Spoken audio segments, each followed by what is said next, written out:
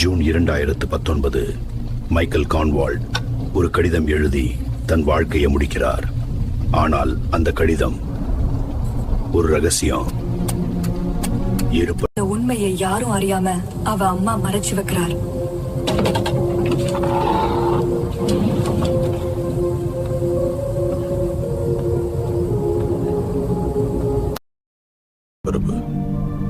Jones மீண்டும் பள்ளிக்கு திரும்புகிறான்.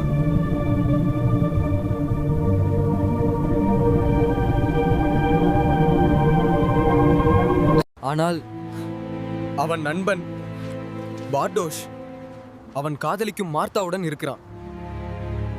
2 வாரங்களாக காணாம போயிருக்கிறான். இந்த மர்மம் ஆரம்பம் மட்டும்தான். நிறைய இஞ்சி கையில் இருந்து போலும். ஒரு மர்மனை 2 சொல்லாக நிறுவுகிறான். இது வர கையில் எடுத்து இந்த மூளை காஃபேவின் பின்பக்கம் அவன் மட்டும் தெரிஞ்ச ஒருத்தியை காண்கிறான். இதை தொடர முடியாத மீரா. யாராவது பாத்துடுறாங்கன்னு எனக்கு பயமா இருக்குது. நம்ம கவனமா இருந்தா யாரும் அறிய மாட்டாருங்க. ஆனாலும் நீ ஒரு போலீஸ் அதிகாரி. நண்பர்கள் எல்லோரும் குகைக்குள் செல்கிறார்கள்.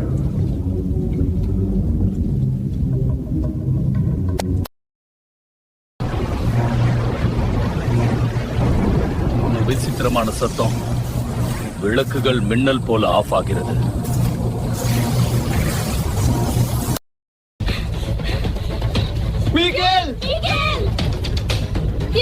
அந்த குழப்பத்தில் மிகல் திடீரென்று காணாம போறான். ஒரு குழந்தையின் உடல் கிடைக்கிறது. ஆனால் அது மிக்கேல் இல்லை.